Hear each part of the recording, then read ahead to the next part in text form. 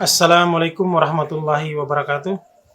Alhamdulillah, kaum muslimin dan muslimat dimanapun berada, kita berjumpa kembali lagi pada kajian ilmiah tentang Sirah Nabawiyah. Pada episode 19 kali ini, kita akan membahas salah satu topik menarik dari Sirah Nabawiyah, yaitu tentang Nabi Muhammad sebagai entrepreneur bertaraf internasional. Sebuah topik yang menarik. Tetap kita saksikan dalam pembahasan kali ini akan disampaikan oleh guru kita Al-Habib Abdurrahman bin Kamil Assegaf, atau biasa kita kenal dengan Habib Abdurrahman Ternate. Assalamualaikum Habib. Waalaikumsalam warahmatullahi wabarakatuh. Kabar baik ya? Alhamdulillah. Habib, kali ini kita akan membahas pada episode 19 tentang kajian kita yaitu Sirah Nabawiyah. Pada episode 19 kali ini kita akan membahas tentang topik Nabi Muhammad sebagai entrepreneur bertaraf internasional. Bagaimana pandangan Habib tentang tema ini? Saya persilakan. Alhamdulillahi rabbil alamin. Allahumma salli wa sallim ala Sayyidina Muhammadin miftahi babi rahmatillah adada ma fi ilmillah salatan wa salaman daimain mutalazimain bidawai mulkillah wa ala alihi wa sahbihi wa man wala amma ba'du. Ada satu buku berjudul Muhammad a Trader, yang diterjemahkan Nabi Muhammad adalah seorang entrepreneur, seorang pebisnis yang profesional. Buku kedua berjudul Jejak Bisnis Rasulullah. Jejak Bisnis Rasulullah. Dari dua referensi tersebut, di situ dibahas bahwa Nabi SAW sejak usia 17 tahun hingga sampai usia di masa dilantik menjadi Rasul 40 tahun, ya, antara 17 sampai ke 40 sebelum beliau diangkat menjadi Rasul, beliau berprofesi sebagai entrepreneur, sebagai pebisnis profesional. Mulai dari usia 17 tahun Nabi Muhammad SAW sudah melakukan bisnis bertaraf internasional, hingga dikatakan di dalam buku tersebut kurang lebih 17 negara sudah mengenal reputasi Nabi SAW sebagai seorang pebisnis internasional. Beliau berangkat sampai ke Syam. Debut pertama beliau berangkat dengan pamannya Sayyiduna Abu Thalib di usia yang sangat muda, 9 tahun. Namun debut profesional beliau di dalam berbisnis itu di usia 17 tahun. Sampai ke Irak, sampai ke Yaman, nama beliau sudah dikenal sebagai seorang pebisnis yang sangat baik di dalam berbisnis.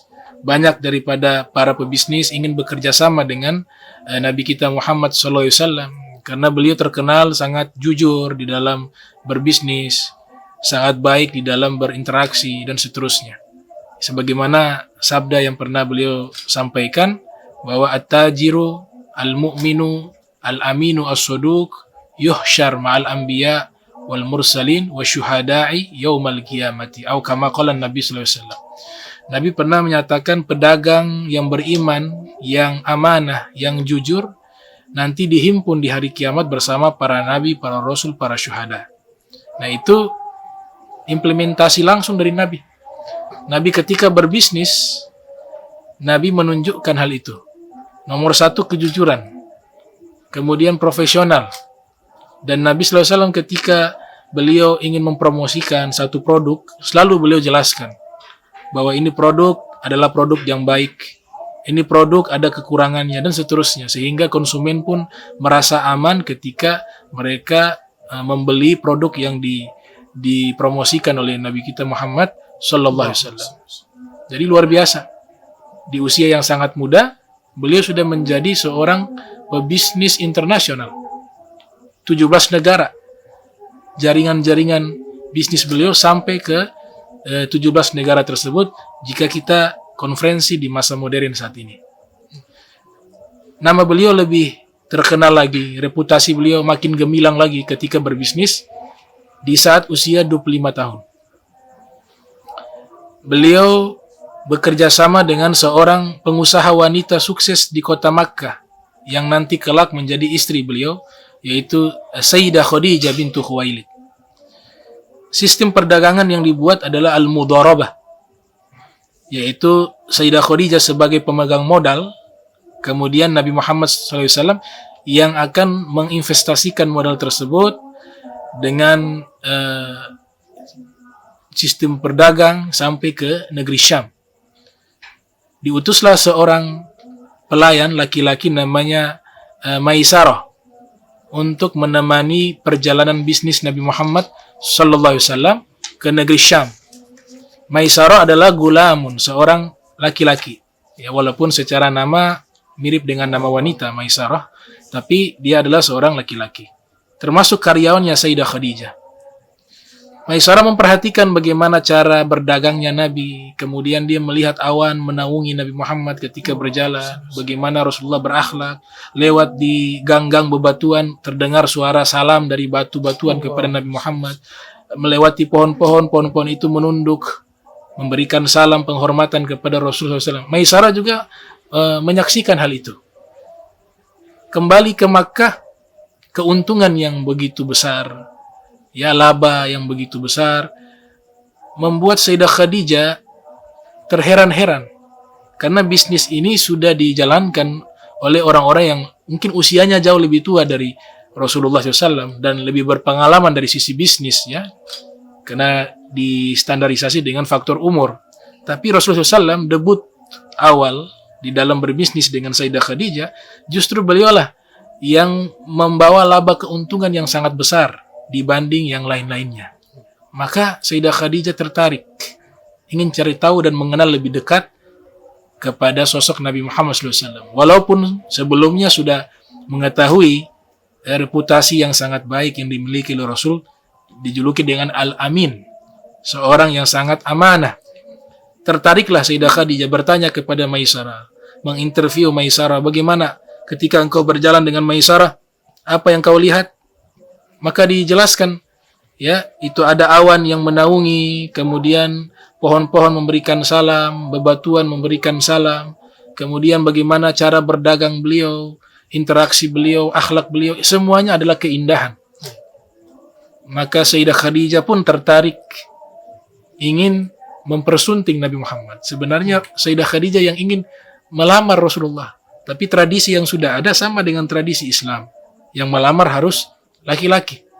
Maka dibawalah minta pertolongan kepada sahabat dekatnya Khadijah bernama Sayyidah Nafisah untuk menjadi delegasinya Sayyidah Khadijah, menyampaikan hajatnya Sayyidah Khadijah kepada paman Nabi yang sebagai wali pada waktu itu, yaitu Sayyiduna Abu Talib, bahwa Sayyidatuna Khadijah tertarik ingin menikah dengan Nabi Muhammad sallallahu alaihi wasallam. Dan Rasulullah pada waktu itu kurang lebih usia 21 tahun menurut Imam Az-Zuhri. Sebagian ulama atau mayoritas ulama mengatakan usia 25 tahun. Maka inilah awal nanti terjadinya pernikahan, dan nanti kita akan bahas di episode berikutnya. Ya, menarik, Bib. Ini topik yang sangat penting dalam kehidupan kita sebagai manusia, terutama kaum muslim dan muslimat, ya. Ada hal penting yang perlu ditegaskan, ya, dalam episode kali ini, yaitu karena Rasulullah itu berbisnis, ataukah beliau sebagai salah seorang sosok yang paling mulia dalam hal bisnis, ya, kalau kita kenal. Tadi sebagaimana Bib katakan bahwa ada dua nilai yang terpenting di sini yang menjadi dasar sehingga Rasulullah itu berbisnis dan berbisnis secara internasional, bahkan melampaui 17 negara atau melampaui batas-batas wilayah pada saat itu, ya. Saya garis bawahi ada dua dimensi penting, yaitu yang pertama adalah kejujuran beliau dan kemudian profesionalitas beliau dalam menjalankan bisnis ini. Kira-kira mungkin Bib lebih menegaskan dua unsur penting ini dalam kehidupan kita sehari-hari sehingga menjadi pedoman dalam kehidupan ekonomi modern saat ini sebagai umat Islam atau kaum muslimin dan muslimat, yaitu dimensi kejujuran dan dimensi profesional dalam Rasulullah menjalankan bisnis. Nah, Nabi SAW menjadi teladan dari seluruh aspek kehidupan yang beliau contohkan. Beliau menjadi pebisnis cukup panjang. Mulai dari usia 9 tahun sebenarnya sudah mulai beliau berbisnis sampai usia 40 tahun. Artinya usia beliau berbisnis itu jauh lebih lama dibanding menjadi Rasul. Ada teladan yang baik bahwa Nabi Muhammad SAW ingin mencontohkan bahwa menjadi seorang mukmin sejati adalah orang yang progresif, yang tidak malas. Dia mencari rizki yang halal untuk menafkahi dirinya, untuk menafkahi keluarganya. Itu jauh lebih mulia dibanding dia berpangku tangan.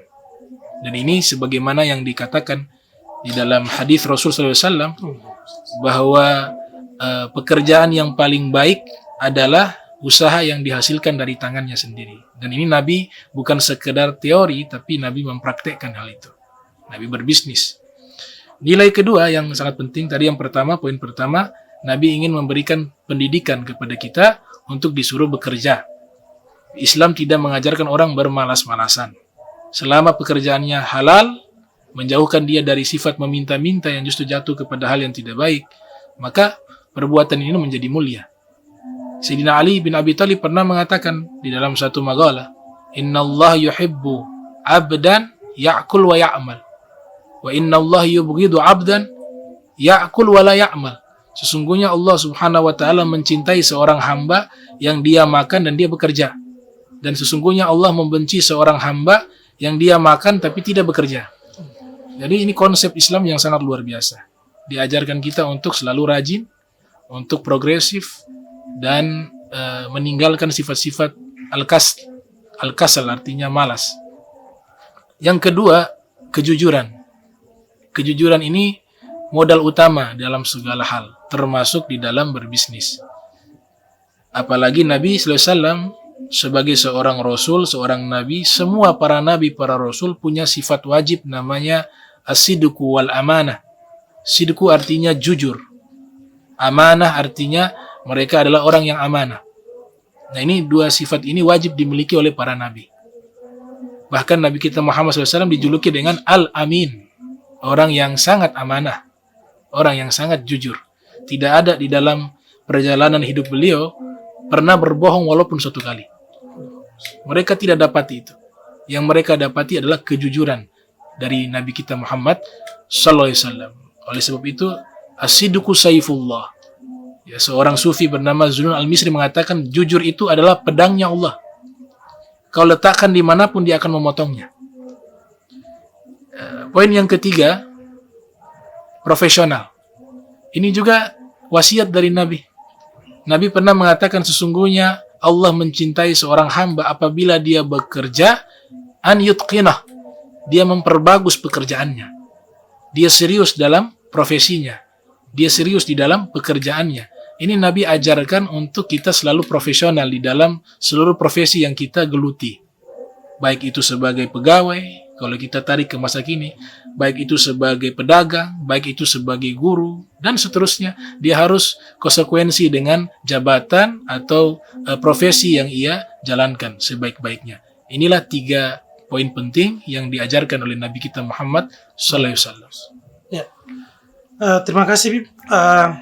Dari penjelasan tadi kemudian memberikan kita hikmah bahwa bagaimana Rasulullah itu menjadi seorang entrepreneur yang bertaraf internasional.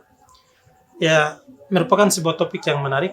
Mudah-mudahan menjadi hikmah bagi kita dalam menjalankan aktivitas bisnis kita sehari-hari, terutama pada kaum muslimin dan muslimat di era yang penuh dengan tantangan ekonomi saat ini. Demikian, kita akan berjumpa kembali lagi pada episode selanjutnya yang lebih menarik lagi. Pada episode berikut kita akan bicarakan tentang bagaimana pernikahannya junjungan kita Nabiullah Muhammad Rasulullah SAW dengan Sayyidah Khadijah. Demikian, dengan penjelasan tadi maka mengakhiri perjumpaan kita pada episode 19 kali ini. Assalamualaikum warahmatullahi wabarakatuh.